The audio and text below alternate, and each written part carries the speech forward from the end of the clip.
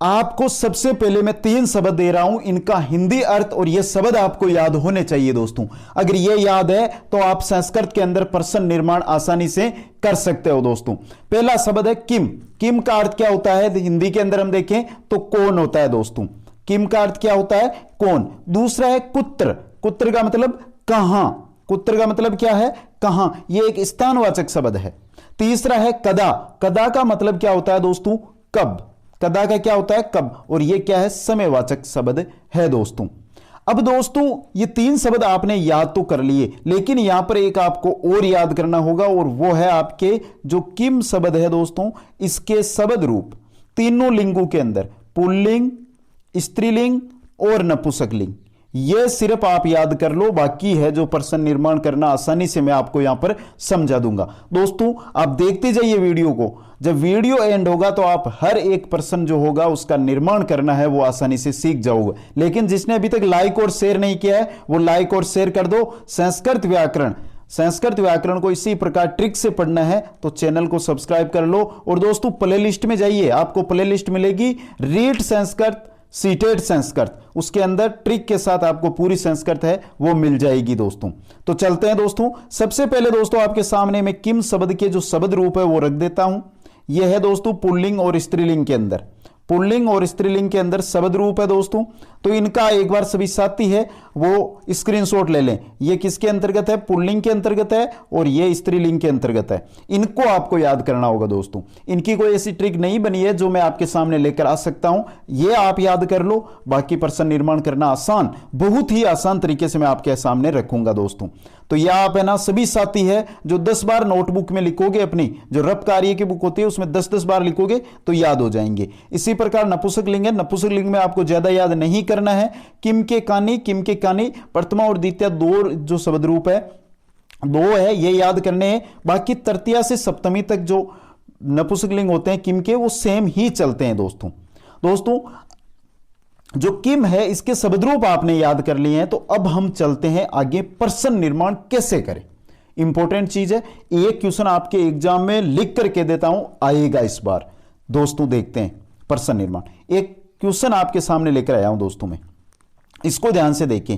राम है बाणेन रावणम हंति। राम बाण से रावण को मारता है।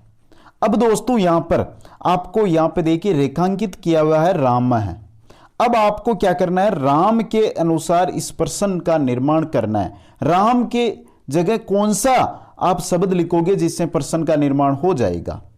तो राम बाण से रावण को मारता है, तो क्या होगा? कौन बाण से रावण को मारता है, यही होगा दोस्तों। तो दोस्तों यहां पर का आएगा, क आएगा, किम आएगा या का आएगा? कौन सा आएगा? सोचो एक बार। तो बताऊं दोस्तों सिंपल तरीका, शब्द रूपों में चलिए दोस्तों। राम शब्द के शब्द रूपों में घुसिए और वहां पर देखिए राम है, ये किस में आता है? तो ये आता है प्रथमा एक वचन में। प्रथमा एक वचन में राम आता है। अब चलिए और दोस्तों पहले बताइए, राम शब्द पुल्लिंग है, स्त्रीलिंग है या नपुंसकलिंग है? तो ये क्या है? पुल्लिंग है। अब चलते हैं दोस्तों, पुल्लिंग का ये क्या है? प्रथमा एक वचन का शब्द है। अब चलते हैं किम के पुल्लिंग में, और उसका क्या है? प्रथमा एक वचन का शब्द देखते हैं। तो प्रथमा एक वचन का शब्द क्या होता है दोस्तों?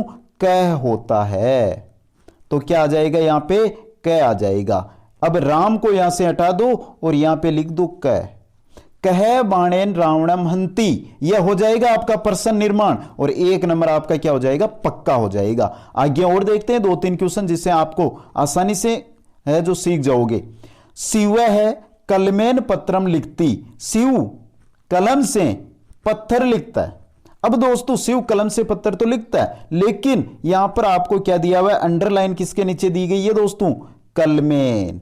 अब कलमेन की जगह आप कैसे करोगे? सबसे पहले जो शब्द है इसको देखो, ये किस लिंग का है? नपुंसकलिंग का।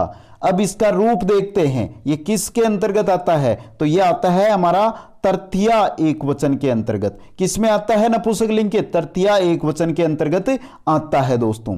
तो दोस्तों यहां पर हम चलते हैं किम शब्दों के नपुंसकलिंग में। नपुंसकलिंग में चलते हैं तृतीया में एक वचन में, तो तृतीया में सब पुल्लिंग के अनुसार चलेगी नपुंसकलिंग में। तो पुल्लिंग की अगर हम बात करें तो पुल्लिंग के अंदर दोस्तों तृतीया के अंदर क्या शब्द बनेगा? केन, काभ्याम के, ये बनेगा दोस्तों केन काभ्याम के। तो एक वचन के अंतर्गत क्या आएगा, केन आएगा। तो आपका स ऑप्शन सही हो जाएगा। अब पर्सन कैसे बनेगा, तो दोस्तों शिव है, कल में इनको हटा दो और यहां पे क्या लिख दो, केन लिख दो। शिव है केन पत्रम लिखती, शिव किससे पत्र लिखता है। हो गया दोस्तों पर्सन निर्माण, बहुत आसान है। और देखते हैं उदाहरण, अभी समझ में नहीं आया है तो दोस्तों ट्रिक थी, लेकिन लंबा वीडियो ले लेते हैं जिससे आपको आसानी से समझ में आ जाए। राम है विद्यालयम गच्छति, राम विद्यालय जाता है। यहां पर दोस्तों आपको शब्द दिया है विद्यालयम, राम विद्यालय जाता है। अब दोस्तों यहां पे सोचो शब्द क्या दिया है, राम विद्यालय, राम कहां जाता है, इसका पर्सन निर्माण करेंगे तो कहां जाता है। और कहां का मैंने बताया था, कहां क्या आएगा दोस्तों, कहां किम आएगा, कुत्र आएगा, कदा आएगा या काम आएगा। याद करने को बोला था, तीन रूप दिए थे आपको, तीन ही शब्द दिए थे जिनका अर्थ पता करना था। राम है विद्यालयम गच्छति, तो विद्यालय राम कहां जाता है, कहां, कुत्र का क्या था, कहां था दोस्तों। तो यहां पर लिख दो, इसको हटा दो और कुत्र, राम कुत्र गच्छति, राम कहां जाता है। यहां इसी प्रकार पूछा जा सकता है दोस्तों कि राम अगर आपको दे दिया, राम 10 वादने विद्यालयम गच्छति, राम कदा विद्यालयम गच्छति, 10 वादने। तो आपका वहां पर 10 वादने की जगह क्या लिखोगे, कदा दोस्तों। कदा का मतलब क्या होता है, कब दोस्तों।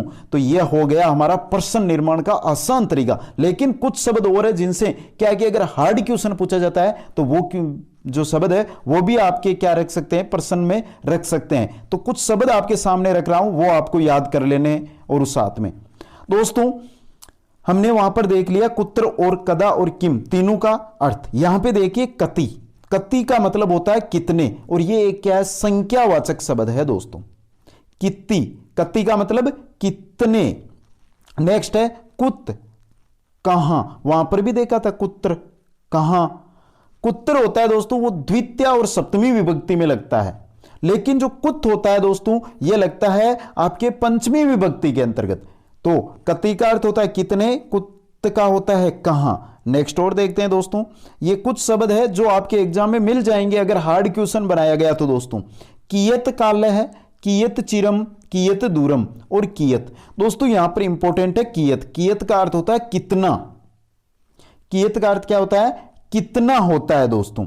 जैसे पानी में घड़े में थोड़ा सा पानी है तो अल्प, उसकी जगह क्या लगाओगे आप, क्या लगाओगे अगर पर्सन निर्माण करोगे तो कियत लगाओगे। इसी प्रकार इनका भी आपको याद रखना है। कियत काले मतलब कितनी दूर, कियत चिरम कितनी देर तक, जो कियत काल है कितनी देर, कियत चिरम कितनी देर तक, और कियत दूरम कितनी दूर। इसी के साथ किमर्थम, इसका अर्थ है क्यों, यह भी याद रखना है क्योंकि